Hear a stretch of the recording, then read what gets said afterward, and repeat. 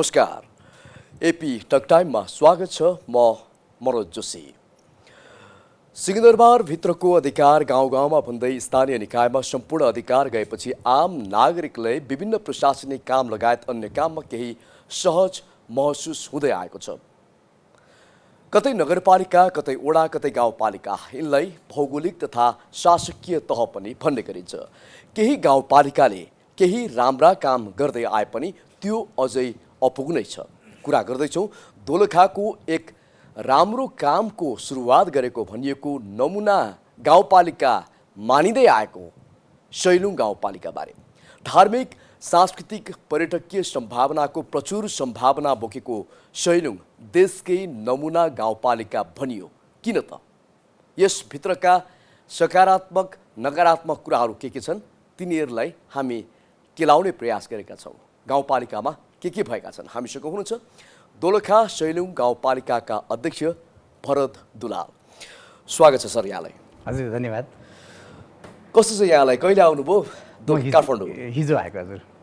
अनि अहिले यस्तो बेलामा महामारीको बेला छ, बर्खा छ, बाढी पहिरो छ, झन् पहाडी भूभागहरू जोखिममा परेका छन्। गाउँमा बसेर जनचेतना जगाउनु पर्ने, कतिपयले रोजगारी गुमाए, कति कोरोना सङ्क्रमित छन्, कतिलाई भ्याक्सिन लगाएको छैन, होला भ्याक्सिन लगाउनु पर्ने। यस्तो बेला तपाईँ त काठमाडौँमा हुनुहुन्छ? होइन, यो पूर्व प्रधानमन्त्री केपी ओलीले शिलान्यास गर्नुभएको एउटा सडक हाम्रो ठेक्का लागेको थियो। त्यो सडक चाहिँ अहिले अघि नबढाउनु भनेर वर्तमान सरकारले रोकेको भन्ने सूचना पाइसकेपछि म चाहिँ के भएको रहेछ भनेर सडक विभागको डिजीलाई भेट्नको लागि काठमाडौँ आएको हुँ र यही प्रसङ्गमा हजुरसँग भेट भयो। भनेपछि तपाईँ आफ्नै प्रशासनिक कामको सिलसिलामा अहिले उपत्यकामा हुनुहुन्छ? हजुर हजुर, सडक निर्माणको विषयलाई लिएर म यहाँ आएको थिएँ। अहिले दोलखाको सैलुङ गाउँपालिका एक नमुना गाउँपालिका भनिँदै आएको छ। भरत दुलाल अर्थात् तपाईँ त्यहाँको अध्यक्ष पनि। अहिले गाउँपालिकाको अवस्थाको बारेमा तपाईँलाई के जानकारी छ? अब सबै चिजलाई फेदबाट नाप्नुपर्छ भनिन्छ। सैलुङ गाउँपालिका हिजो चाहिँ दोलखा जिल्लाको अत्यन्तै पिछडिएको ठाउँ थियो। स्थानीय सरकारको निर्वाचन भइसकेपछि हामीले त्यहाँको नेतृत्व सम्हाल्यौँ र अहिले चाहिँ सैलुङ गाउँपालिका त्यो चाहिँ एकदम तल्लो बिन्दुबाट सुरुवातबाटै हामीले शून्यताबाट हामीले काम सुरु गरेका थियौँ र अहिले सैलुङ गाउँपालिका क्रमशः सबै क्षेत्रमा माथि आइरहेको छ र हामीले निष्ठापूर्वक चाहिँ त्यहाँका जनता र भूगोलको सेवा गरिरहेका छौँ। जस्तो यहाँले भन्नुभयो कि निवर्तमान सरकारले काम सुरुवात गरेको, ठेक्का अगाडि बढाइसकेको त्यहाँको विकास निर्माण मध्येको एक सडक अहिलेको वर्तमान सरकारले त्यसलाई चाहिँ रद्द गरिदियो अथवा रद्द गर्ने प्रक्रियामा छ भन्नुभयो। यो किन रद्द हुनु पुग्यो? अब 165 जना माननीय सांसदहरूले जो प्रत्यक्ष निर्वाचित हुनुहुन्थ्यो उहाँहरूले आफ्नो निर्वाचन क्षेत्रबाट एउटा सडक चाहिँ सिफारिस गर्नुभएको थियो। त्यो मध्ये दोलखाका सांसद पार्वत गुरुङ निवर्तमान मन्त्रीले सिफारिस गर्नुभएको योजना हाम्रो गाउँपालिकाको मुडे बाखोर फस्कु भैँसे हुँदै चाहिँ मेलुङ गाउँपालिका जोड्ने सडक थियो, जो चाहिँ निकै रणनीतिक महत्त्वको सडक हो। दोलखाको रिङ रोडभित्र पनि त्यो पर्छ र त्यो सडक चाहिँ अब हामीले जब उहाँले शिलान्यास गर्नुभयो तत्काल गाउँपालिकाले त्यसको डिपिआर गरेर प्रक्रिया अगाडि बढाउनु र ठेक्का पनि भयो चाहिँ जेठमा। अब त्यो ठेक्काको एनालाइसिस खुलेर चाहिँ एनालाइसिस भइरहेको थियो र चाहिँ त्यसको टेक्निकल रिपोर्ट सडक विभागमा आएको थियो र वर्तमान सरकारले चाहिँ नयाँ कार्यक्रम कुनै पनि अघि नबढाउनु भनेर अर्थ मन्त्रालयले परिपत्र गरिसकेपछि त्यो रोकियो र हामीले त्यसमा चाहिँ हाम्रो दाबी के हो भने त्यो नयाँ कार्यक्रम होइन, चाहिँ गत वर्ष नै सुरुवात भइसकेको कार्यक्रम भएको कारणले गर्दा त्यसलाई चाहिँ कन्टिन्यू अगाडि बढाउनुपर्छ, अन्यथा चाहिँ हामी कानुनी उपचारमा जान्छौँ भनेर मैले त्यहाँ चाहिँ डी साहबसँग कुराकानी गरेको छु। सडक पूर्वाधार भनेको त विकासको मूल जग नै मानिन्छ। यो अगाडि नबढाउनुको कारण चाहिँ के होला? के त्यहाँ अनियमितता भएको थियो अथवा चाहिँ काम राम्रोसँग हुन सकेको थिएन अथवा चाहिँ यो प्रतिशोध साध्ने तरिकाले यो काममा चाहिँ अब त्यो बाधा अर्चन खडा गरेको छ? त्यो डिभिजन सडक कार्यालयले भर्खर चाहिँ इबिड ठेक्कामा लगाएको छ, त्यसकारण त्यो प्रक्रियामा नै छ, काम सुरुवात भएको छैन। तर प्रक्रिया बिचमा अवरुद्ध हुँदाखेरि मलाई लाग्छ विगतको सरकारले गरेको कामलाई रोक्ने अथवा चाहिँ अलिकति राजनीतिक पूर्वाग्रह साधेर यस्ता कामहरू रोकिएको जस्तो मलाई लाग्छ। तर के हो भने त्यहाँ चाहिँ काङ्ग्रेसका पनि जनता छन्, चाहिँ सैलुङ गाउँपालिकामा माओवादीका पनि जनता छन्, अरू राजनीतिक पार्टीका जनता पनि छन्।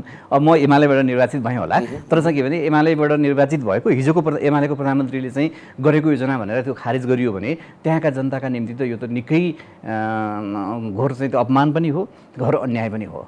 त्यसो गर्न भनेपछि यो प्रतिशोध साध्नको लागि अहिले विकास निर्माणमा अहिलेको वर्तमान सरकारले बाधा पुर्याएको छ भन्ने तपाईँको चाहिँ हो। विगतको सरकारले गरेका कतिपय राम्रा कामहरूलाई पनि रोक्ने प्रयास भइरहेको छ। यसो गर्नु हुँदैन, यसो गर्दाखेरि देश बन्दैन, देश हामीले मिलेर बनाउने हो।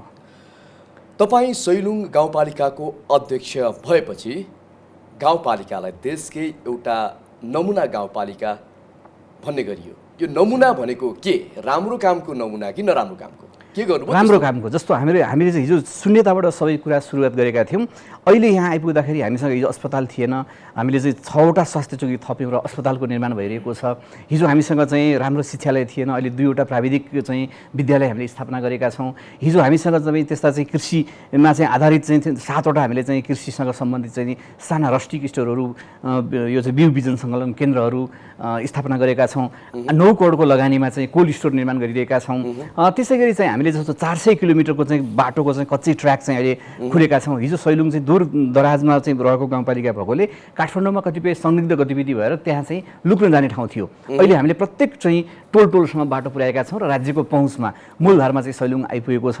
त्यसै गरी हाम्रो चाहिँ हिजो चाहिँ सबै काम चाहिँ चरीकोटमा सचिवहरू चरीकोटमा बसेर गर्थे। अहिले चाहिँ हाम्रो गाउँपालिकाको भवन बनेको छ, 5वटा वडा कार्यालयका भवनहरू बनेका छन्। हाम्रो 8वटा वडाबाट नै कर्मचारीको हामीले व्यवस्थापन गरेका छौँ, त्यहाँबाट सेवा प्रवाह भइरहेको छ।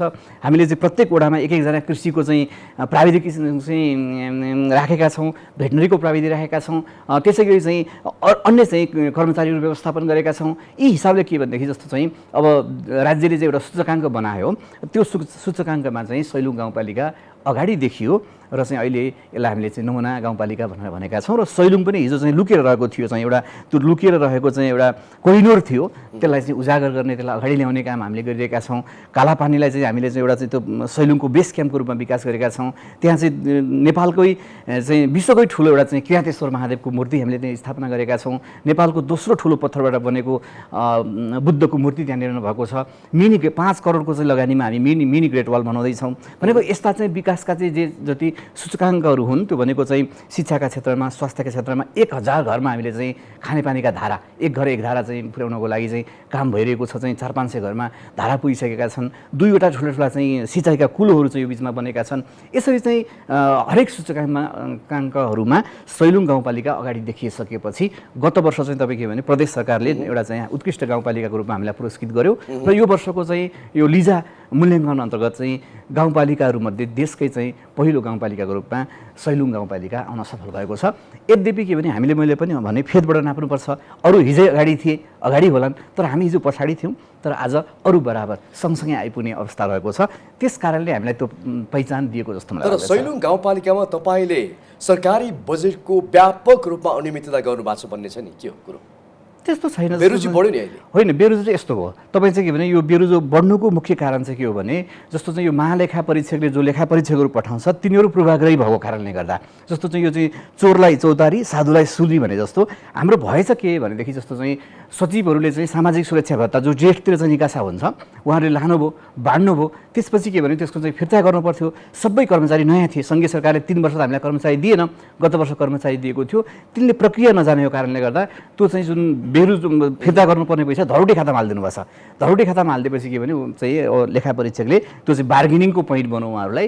अब हामीले निष्पक्ष काम गरिरहेका थियौँ। हाम्रो कर्मचारीले जे हो त्यही गर्नुभयो। गर्दाखेरि उहाँहरूले चाहिँ 4 करोड 46 लाख चाहिँ बेरोजगार निकालिदिनु भएको छ। यसमा हाम्रो गम्भीर आपत्ति छ र चाहिँ महालेखा परीक्षकको जुन प्रतिवेदन सार्वजनिक भयो, जुन अध्ययन अनुसार उनीहरूले आफ्नो चाहिँ जुन प्रतिवेदन बाहिर ल्याएर आयो यो गलत थियो।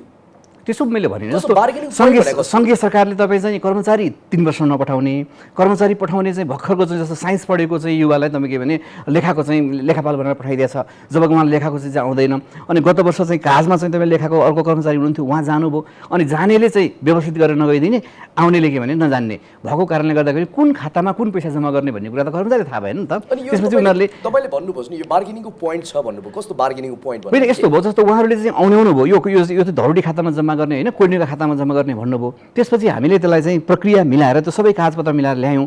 उहाँहरूले प्रारम्भिक प्रतिवेदन दिएको 35 दिनभित्र चाहिँ हाम्रा कर्मचारीले जब चाहिँ सबै प्रमाणहरू पुर्याएर चाहिँ ल्याइसकेपछि त्यसलाई रिभ्यू गर्नु पर्थ्यो। उहाँहरूले जस्ताको तस्तै पठाइदिनु भयो। यस हिसाबले के भने चाहिँ अब कतिपय गाउँपालिकाको त्यही किसिमको चाहिँ चिज थियो, वासलत मिलेको थिएन, उहाँहरूको चाहिँ मिलेर आएको छ।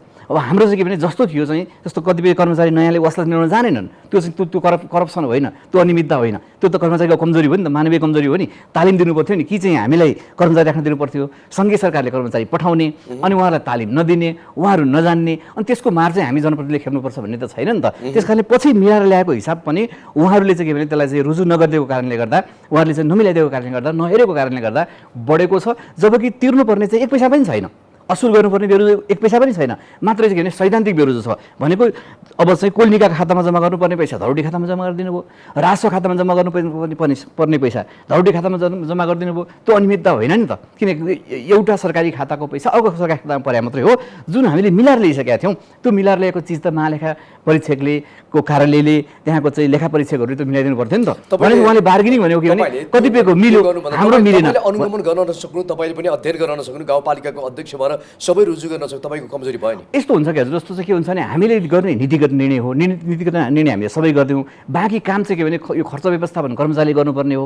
उहाँहरूलाई अज्ञानताका कारणले गर्दा, ज्ञान नपुगेको सिप नपुगेको कारणले गर्दा उहाँहरूले हिसाब मात्रै चाहिँ के भने मिलाएर राख्न नजानु भएको हो।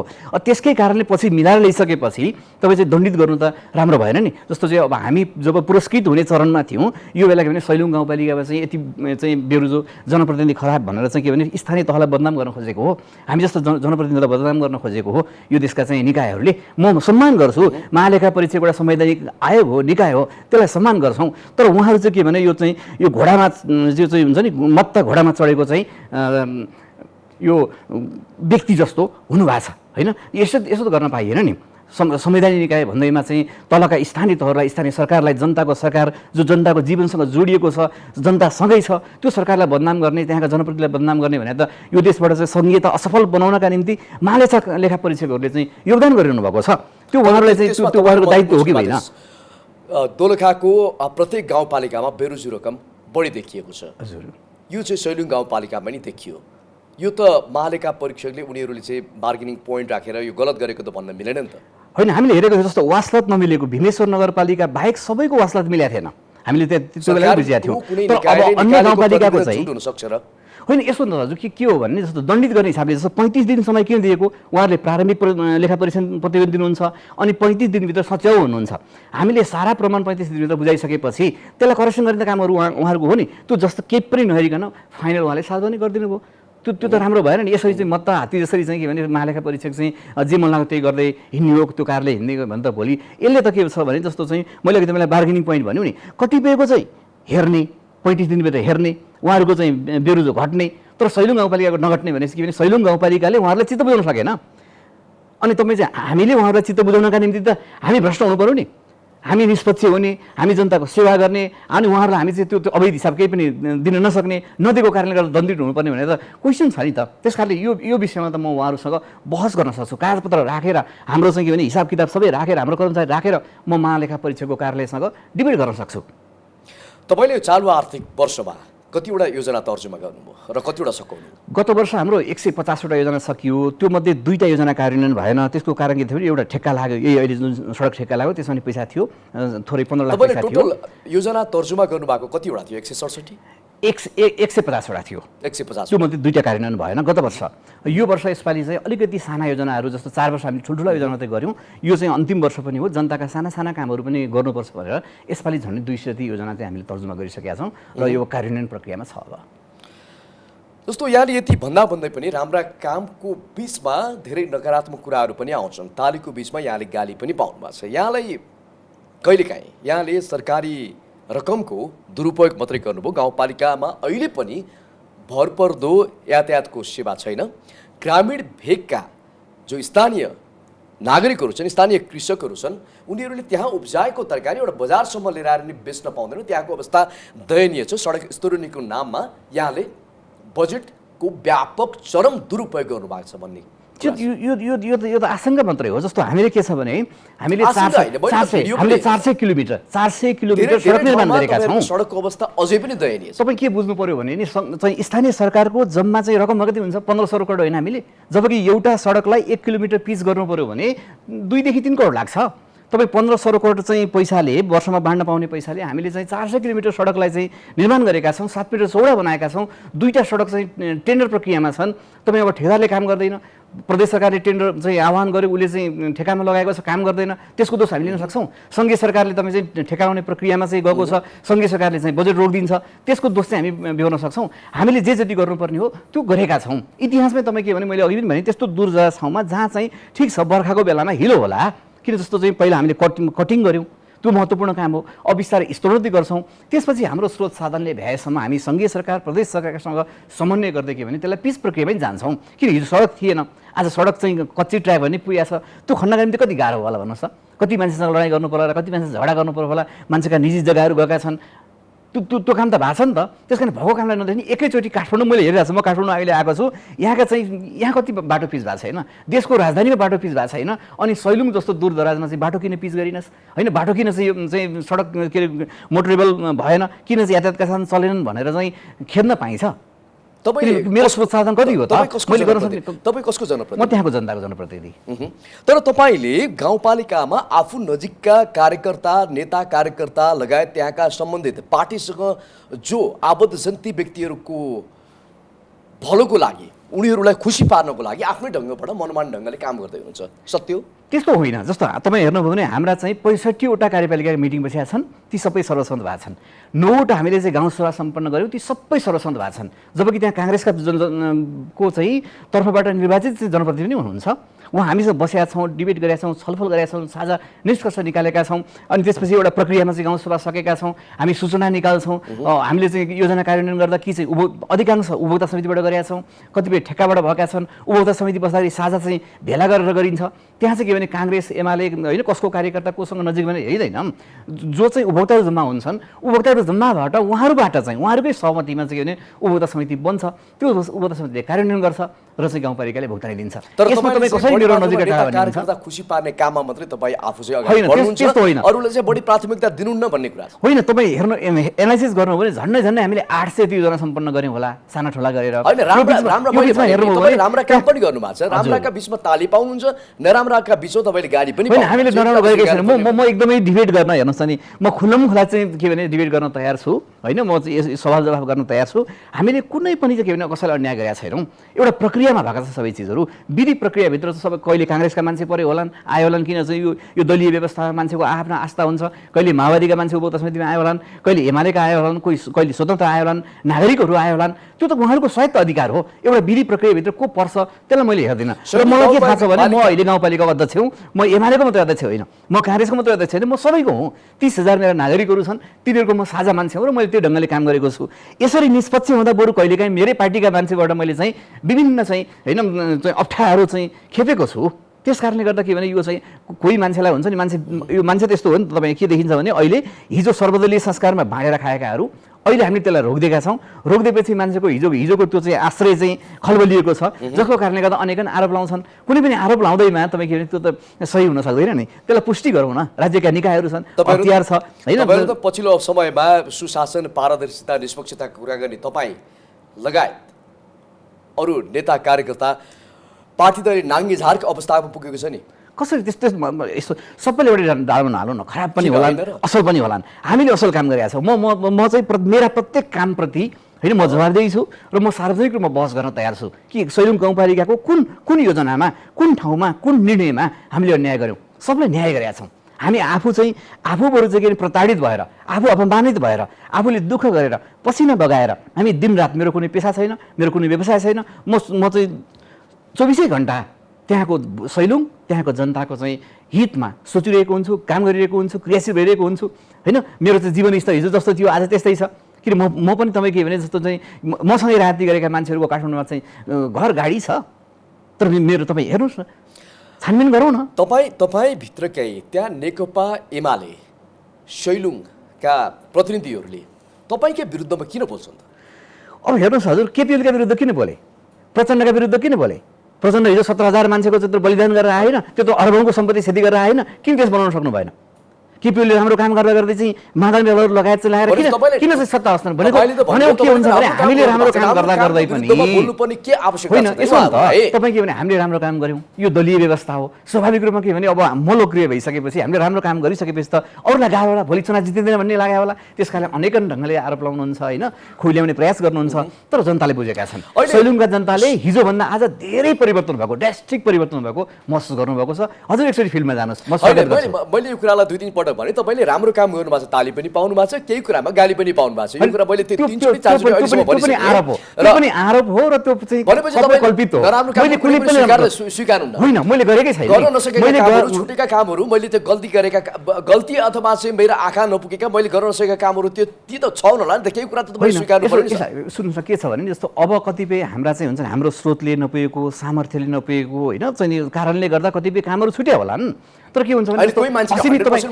जापानलाई चाहिँ तपाईँ विकास पुगेको छैन अमेरिकालाई पुगेको छैन चाइनालाई पुगेको छैन नेपाललाई पुगेको छैन अनि मेरो चाहिँ दूर दराजमा रहेको सैलुङ गाउँपालिका तपाईँले मिडियाबाजी गरेर त्यहाँ भएका विकास निर्माणलाई अगाडि सारेर मिडियामा लिएर आएर तपाईँले 2 चोटि नमुना गाउँपालिकाको कुनै एउटा प्रशंसा पत्र पाउनु हो भन्दैमा म सर्वेसर्वा म नै सर्वश्रेष्ठ हो होइन त्यो त मिल्दैन म कहाँ सर्वेसर्वा म जनताको सेवा गरिरहेको छु अन्य क्षेत्रमा पनि त छन् गाउँपालिकाको अध्यक्षले राम्रो राम्रो काम गर्नुभएको छ एउटा चाहिँ उहाँले पनि गर्नुभएको छ बाहिर हामीले पनि गरिरहेका छौँ एउटा आफ्नो स्थानमा बसेर काम गरिरहेछन् गर्नुभएको छ तपाईँले मिडियाबाजी गर्नुभयो त्यस्तो होइन जस्तो तपाईँ हेर्नुभयो भने मेरो सबभन्दा मिडियामा सबभन्दा खर्च कम गर्ने गाउँपालिका सबै गाउँपालिका हो तपाईँ जो होला चाहिँ हामीले सार्वजनिक संस्था मिडियाहरूमा बेरुजु निस्किएको छ भने त्यो बेरुजु भने तपाईँ हिसाब नमिलेको बेरुजु हो तपाईँ चाहिँ एउटा खाताको पैसा अर्को खातामा गयो त्यो चाहिँ त्यो अनियमितता हो त्यो त मिलाउन नजाने हो त्यो पनि के भने सङ्घीय सरकारले हेर्नुहोस् हामीलाई 3 वर्ष कर्मचारी दिएन अनि 4औं वर्ष कर्मचारी दियो तालिम नदिकन पठाइदिएछ नि कर्मचारीले काम गर्न जान्दैनन्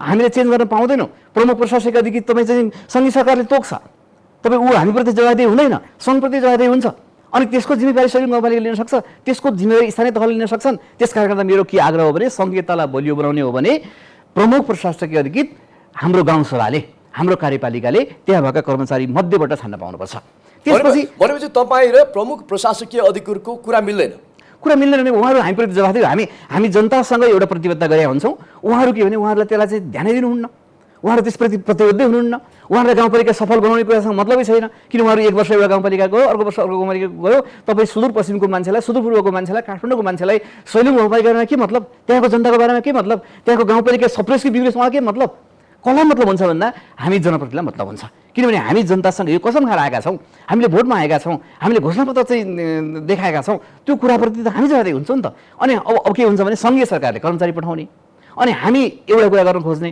उहाँहरू अर्को कुरा गर्न खोज्ने पार्टीको लागि सरकारी रकम खर्च गर भनेपछि त त्यसमा त सहमति जनाउनु त कोही पनि हुँदैन छैन हामीले तपाईँ हेर्नु भने यो आरोप मात्रै हो किन उहाँहरूका चाहिँ अरू हिडन इन्ट्रेस्ट हुन्छन् तपाईँले नेपालको कर्मचारी तन्त्रलाई बुझ्नु भएको छ उहाँहरूका हिडन इन्ट्रेस्ट पुरा गर्न नदिइसकेपछि राम्रो गर भनिसकेपछि अनि एउटा ब्लेम लगाइदिन सक्ने भयो नि हजुर अहिले एकदम राम्रो टाई सुटमा हुनुहुन्छ यहाँ अहिले मैले तपाईँलाई हिलो छाप्दिन सक्दिनँ नि मैले हिलो छाप्दैन तपाईँ फोहोर भन्ने हुन्छ र हुँदैन नि त्यस कारणले गर्दा कसैले हिलो छाप्न सक्छन् त्यो पनि गर्लान् होइन त्यो पाउनु पनि हुन्छ उहाँहरूले तर कसैले हिलो छ्याप्दैमा हामी फोहोरी भन्ने हुँदैन अहिले सैलुङ गाउँपालिका अघि पनि मैले भने तपाईँको धार्मिक सांस्कृतिक पर्यटकीय हिसाबले एउटा अग्रस्थानमा निकै चर्चित गाउँपालिका मध्येको एक हो अहिले कुन कुन विकास निर्माणलाई सैलुङ गाउँपालिकामा यहाँले प्राथमिकतामा राख्नु भएको छ मूलत मैले हजुरले अघि पनि भन्नुभयो पूर्वाधार निर्माणलाई किन हामीसँग यत्रो चाहिँ कृषिको प्रचुर सम्भावना छ पशुपन्छीको सम्भावना छ पर्यटकीय सम्भावनाहरू छन् हामीले हाम्रा चाहिँ कामहरूलाई तत्काल गर्नुपर्ने अल्प होइन मध्यकालमा गर्नुपर्ने दीर्घकालमा गर्नुपर्ने भन्ने क्याटेगोरी गरेका छौँ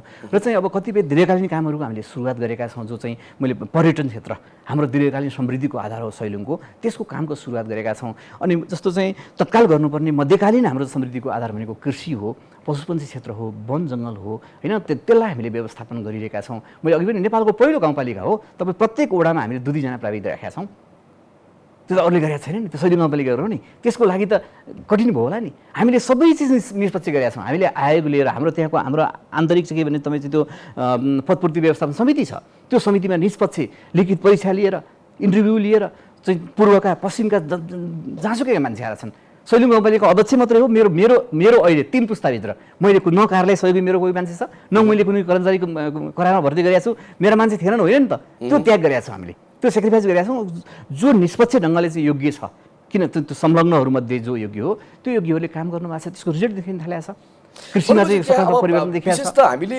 पर्यटक क्षेत्रलाई विशेष हामीले फोकस गर्दाखेरि त्यसमा पूर्वाधारका कुराहरू, सडक, खानेपानी, स्वास्थ्य, त्यहाँ भएका पर्यटकीय पूर्वाधार, होटल, खान बस्न लगायत विभिन्न कुराहरू आउँछन्। जस्तो पर्यटकीय क्षेत्र त मानियो, त्यहाँ आएका पर्यटकहरूलाई सुविधा चाहिँ के छ? त्यहाँ होटलहरू छ बस्नको लागि? तपाईँले त्यहाँ आउने पर्यटकहरूलाई भरपुर सुविधा दिन चाहनुहुन्छ? कुनै पर्यटक आएर चाहिँ सैलुङ गाउँपालिकाले हामीलाई झुट बोलाएर बोलाएको रहेछ भन्ने त्यस्तो परेको छ कि छैन?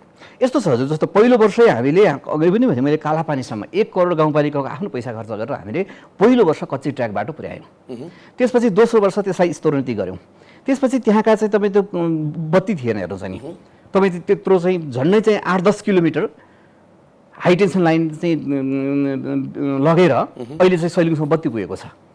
खानेपानीको व्यवस्थापन गरेका छौँ, किन्तु एकदम उच्च ठाउँ हो, त्यहाँ चाहिँ मुहानहरू कम छन्, चाहिँ भएका मुहानहरूलाई व्यवस्थित गरेर खानेपानी पुर्याएका छौँ। अहिले त्यहाँ चाहिँ के छ भने जग्गा व्यवस्थापन गरेका छौँ र चाहिँ हामीले जग्गा लिजको प्रक्रियामा छ। 3-4 होटलहरू चाहिँ अहिले खुलिसकेका छन्, त्यहाँ गोलघर बन्दैछ र त्यहाँबाट चाहिँ मैले 5 करोड लगानी गरेर चाहिँ मिनी गेट हल बन्दैछ। त्यसपछि त्यहाँ चाहिँ बुद्धको मूर्ति बनाएको छ, करिडोरमा महादेवको मूर्ति बनाएको छ, त्यहाँ चाहिँ दोलखाकै ठुलो चाहिँ घन्टी राखिएको छ सैलुङको एउटा थुम्कामा, त्यहाँ चाहिँ महादेवको चाहिँ मूर्तिहरू, देवीको मूर्तिहरू व्यवस्थापन गरिएको छ, त्रिशूलहरू राखेको छ। भनेपछि त्यहाँ चाहिँ जस्तो बाटो थिएन, हामीले त के भने पहिला चाहिँ पैदल मार्गको निर्माण गरेका छौँ। भनेपछि के भने जम्मा 4 वर्ष त भयो हामीले गरेको, भनेको सबै कुरा सुन्नबाट सुरु गरियो। 4 वर्षको बिचमा जति हामीले काम गरेका छौँ यसमा म आफू सन्तुष्ट छु र स्वाभाविक रूपमा पदमा हुँदा चाहिँ के भने कतिपय मान्छेहरू जस दिँदैनन्। तर नेपालको नेचर हो। विकास निर्माणका जति पनि खम्बाहरू छन्, सडकदेखि लिएर अन्य कुराहरू, सबै पार्टीका नेता कार्यकर्ता, त्यहाँका अध्यक्ष लगायतका नाममा नामाकरण गर्नुहुन्छ भनेर तपाईँलाई चाहिँ नेकपा एमाले सैलुङले त्यस्तो नगर्नको लागि चेतावनी पनि दिएको थियो। यस्तो हुन्छ हजुर, कस्तो इतिहासलाई उल्टाउनु पर्छ। नामाकरण त तपाईँको पार्टीको नेता कार्यकर्ता मैले के गरेको छु, हाम्रा वडा सार्वजनिक स्थानहरूमा मैले कसैको चाहिँ मेरो आफन्तको लगेर नाम राख्न पाइएन नि त। ए हजुर, त्रिचन्द्र कलेज किन भने, पृथ्वीनारायण चोक किन भने, होइन त्यो भनेको ऐतिहासिक कुरा भयो। हाम्रो पनि त्यही हो, झलना फाउन्डेसनलाई चाहिँ होइन तपाईँले अधिकार लिएर बस्नु भएको छ। हामी सरकार हौँ, तपाईँ हाम्रा वडाक्षहरू जो हामी जाँदैछौँ। असन्तुष्टि त भयो नि, असन्तुष्टि देखियो। यस्तो यस्तो छ, राम्रो हेर्नुहोस् के पृथ्वी चाहिँ घुम्छ भन्दा पनि फाँसी दिएको थियो, हेर्नुहोस् नि, राइट जहिले चाहिँ प्लेन उडाउँछु भन्दाखेरि पागल भनेको थिएँ। त्यसकारण तपाईँ राम्रो कामको सुरुवात गर्नु। जनताका छोराहरू, तपाईँ यो राज्यको सबभन्दा तल्लो निकाय भनेको वडा हो, वडाको अध्यक्ष जो जनताको प्रतिनिधि हो, अनि उसको नाममा नामाकरण गर्दा हामीले किन चित्त देखाउनु पर्ने? त्यो त सरकारी कोषबाट जम्मा भएको रकमले तपाईँले निर्माण गरेका ती कार्यहरूमा कसैको नाम राख्न पाइन्छ र भने? ए हजुर, तपाईँ राख्नुहोस् न, पर्यटकीय क्षेत्रको वडाध्यक्ष भनेको सरकारी मान्छे होइन, जनताको तपाईँ के भने अहिले अहिले अहिले अध्यावधिक पछिल्लो चाहिँ के भने म्यान्डेट अनुसार त जनताको प्रतिनिधि हो नि।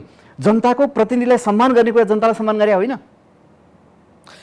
अनि राजा महाराजालाई सम्मान गर्दा चाहिँ हामी मान्ने, यो अर्को सामन्तवाद हो। हेर्नुहोस्, यो अर्को सामन्तवाद हो होइन। यस्तो के छ भने राम्रो काम गर्नुपर्छ।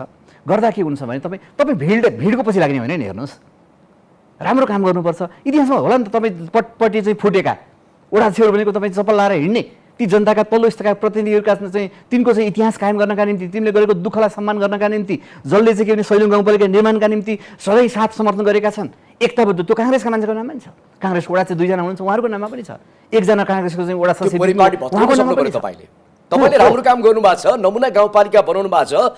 भरत दुलाल यति चर्चित छ भने राम्रो कामको लागि तपाईँले त्यस्ता चाहिँ परिपाटीहरू भत्काउनु पर्यो र नयाँ सुरुवात गर्नु पर्यो। हो, त्यो नयाँ सुरुवात हो हजुर, नयाँ। किनभने इतिहासमा जनताका छोराछोरीलाई सम्मान गर्ने, उनीहरूको नामलाई चाहिँ के भने चाहिँ इतिहासमा कायम गर्ने कुरा, यो त इतिहासलाई सुल्टाएको हो होइन। नेता कार्यकर्तालाई पाखा लगाएर एउटा स्थानमा राखेर तपाईँले त आम जनताको प्रतिनिधि भएपछि त जनताको लागि त्यहाँको सबैको चित्त बुझ्दो तरिकाले तपाईँको विकास निर्माणमा लाग्नु पर्यो नि। तपाईँले 100औं राम्रो काम गर्नुहोस्, तपाईँले सानो एउटा खोटले तपाईँको चाहिँ आफ्नो त्यो कामको स्तर घट्छ। ए हजुर, अनि मैले एमालेका सदस्यलाई बनाएको हो र भने वडाका वडाध्यक्षहरू जो निर्वाचित छन् ती एमालेका नि छन्, काङ्ग्रेसका पनि छन्, ती जनताका प्रतिनिधि हुन्, तिनको नाममा राखेको छु। पूर्व गाविस अध्यक्षहरू, हिजोका चाहिँ जनप्रतिनिधि जो बितिसके, उहाँहरूको नाममा सम्मान गर्ने कुरालाई तपाईँ कसरी चाहिँ तपाईँ कुन पार्टीको हुनुहुन्छ उहाँ? होइन, उहाँहरू काङ्ग्रेसका पनि हुनुहुन्छ, उहाँहरू आस्थाकै चाहिँ एमालेसँग पनि हुनुहुन्छ, उहाँहरू माओवादीका पनि हुनुहुन्छ। अस्वाभाविक रूपमा के होला भने विधिभित्र कसैका थोरै कसैका धेरै परे हुन सक्छन्। विधि मान्नु पऱ्यो नि। म विधि भएर विधिभित्र त म एमालेको सबभन्दा बढी भोट ल्याएर जितेको हो नि त। ठिक छ, हामी अब कार्यक्रमको अन्तिम आइसकेका छौँ। तपाईँलाई सबैभन्दा विवादित गाउँपालिका अध्यक्ष भन्ने चाहिँ भन्छ नि, बेला बेलामा तपाईँ सानातिना कुरामा पनि अगाडि बढिहाल्ने भनेर चाहिँ सत्य हो? त्यस्तो होइन हजुर, के छ भने इतिहासले हामीलाई एउटा महत्त्वपूर्ण जिम्मेवारी तपाईले नेकपा एमालेको हामी विवादमा आउँछौँ भने राम्रो काम गरेर छोड्ने होइन तपाईले चाहिँ कारबाही पनि गरेको थियो एकचोटी। होइन, यो त के छ भने तपाईँ हुन्छ नि जस्तो कतिपय आरोप मान्छे लगाइदिन सक्छन्, हेर्नुहोस् मैले हेरिरहेको छु होइन, के हुन्छ मान्छेलाई ब्लेम पुष्टि गर्नु पर्यो नि, पुष्टि गर्नु पर्यो नि। तपाईँ चाहिँ के हो, अदालत छ त्यहाँ जानु पर्यो, अख्तियार छ त्यहाँ जानु पर्यो, राज्यका अरू 17 केन्द्र छ त्यहाँ जानु पर्यो, राज्यका माथला निकायहरू छन् त्यहाँ जानु पर्यो। तपाईँ चाहिँ कसैलाई षड्यन्त्रपूर्वक आरोप लाउँदैमा त्यो आरोप स्वीकार्नुपर्छ। पुष्टि भएको देख्नुभयो त, आरोप लाउन सजिलो भयो नि त। मैले अघि भने तपाईँलाई इलेक्सन पनि सजिलो छ, तर तपाईँ फोहोरी देखाउन त गाह्रो छ नि त। फोहोरी भन्न त प्रमाणित हुनु पर्यो नि। त्यस कारणले गर्दा कसैले आरोप लाउँदैमा हेर्नुहोस् के भने यो चाहिँ अब हात्ती चाहिँ बजार हुँदै चल्यो भने कुत्ताहरू भुक्छन्। 2-4 कुत्ता भुके भन्दैमा हात्ती त पछि पर्दैन नि त, बस्नु हामी आफ्नो गन्तव्यमा लागिरहनु पर्छ। ती कुराहरू गर्दा चाहिँ हुन्छ नि यहाँले बिर्सिनु भयो अथवा चाहिँ ती सबै कुराहरू जति पनि विवादका कुराहरू आएका छन् ती चाहिँ पुष्टि गर्न सकेनन्, ती चाहिँ झुटा हुन् भनेर याद लाग्नु भएको होइन। ती सबै झुटा हुन्, किन मान्छेले ब्लेम त गर्छन् नि। हेर्नुहोस् नि, मैले भने गौतम बुद्धलाई समेत चाहिँ तपाईँ उहाँका काकाले मार्न खोजे होइन भने बुद्ध त विवादमा पर्नु भयो। म त एउटा सामान्य नागरिकको छोरो हुँ, गरिबको छोरो हुँ, एउटा जनताको म सेवक हुँ, जनताको नोकर हुँ। म 30-35 वर्षदेखि जनताको सेवा गरिरहेको छु, राजनीतिमा होमिएको छु। म पनि त्यही बेला काठमाडौँमा आएर पढेको मान्छे, डक्टर बन्न आएको मान्छे हो नि। म त्यो सबै चिज छोडेर होइन राजनीतिमा जनताको सेवा गरौँ भनेर लागेको छु नि। त्यस कारण मैले सानसानो कुरामा किन रोक गर्नु पर्यो।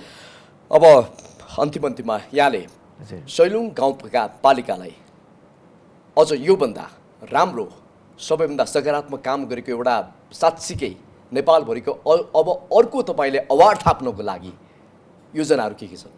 होइन, अवार्ड त यसपालि नै थाप्थ्यौँ। महालेखाले चाहिँ षड्यन्त्रपूर्व बिगार दियो। अवार्ड थापेर मात्रै भएन, व्यावहारिक रूपमा काम पनि देखाउनु। होइन, त्यो तपाईँ त्यसमा हाम्रो कुनै गल्ती छैन। त्यसमा अबका दिनमा पनि अब किन हामीसँग 5-7 महिना बाँकी छ, अवार्डै पाउनुपर्छ भन्ने छैन। 5-7 महिना बाँकी छ, काम गर्नुस् ताली यतिकै पाउनुहुन्छ तपाईँ। हजुर हजुर, 5-7 महिना बाँकी छ। अहिले जस्तो हाम्रा नीति कार्यक्रम बजेट पास भएको छ, यसलाई कार्यान्वयन गर्छौँ, थप स्रोत खोज्छौँ होइन। जनतालाई जस्तो चाहिँ अहिले कोभिडको बेला छ, हेर्नुहोस् नि हामीले त काम गर्न पाएनौँ नि। तपाईँले हेर्नुभयो भने पहिलो वर्ष निर्वाचन, प्रदेशको निर्वाचन र सङ्घको निर्वाचनले खाइदियो। 3 वर्षमा कर्मचारीहरू थिएन। हाम्रो त भूकम्पबाट चाहिँ अति प्रभावित क्षेत्र हेर्नुहोस् कुनै संरचनाहरू थिएनन्। हामी गोठमा बसेर काम गरेको हेर्नुहोस् नि। हाम्रा टेबलहरू हामी आफै पुछेको, हामी आफै बोकेको। त्यहाँबाट चाहिँ गाउँपालिकाको भवन बन्न सक्ने स्थिति आयो। त्यसपछि 2 वर्ष कोभिड भयो, 2-8 वर्ष कोभिडले खाइदियो। यस्ताका बिचमा हामी लागिरहेछौँ। धेरै ठुलो पीडा छ हेर्नुहोस्, धेरै जस्तो अप्ठ्यारो छ हेर्नुहोस् नि। यहाँ चाहिँ शेरबहादुर देउवालाई चाहिँ जनताले भेट्दैन। युएन अन्तर्गतका केही सङ्घ संस्थाले पनि तपाईँको क्षेत्रमा सहयोग गरे। युएन अन्तर्गत होइन, केही एनजिओहरूसँग हाम्रो मूलतः 2टा एनजिओसँग हामीले चाहिँ पार्टनरसिप काम गरिरहेछौँ।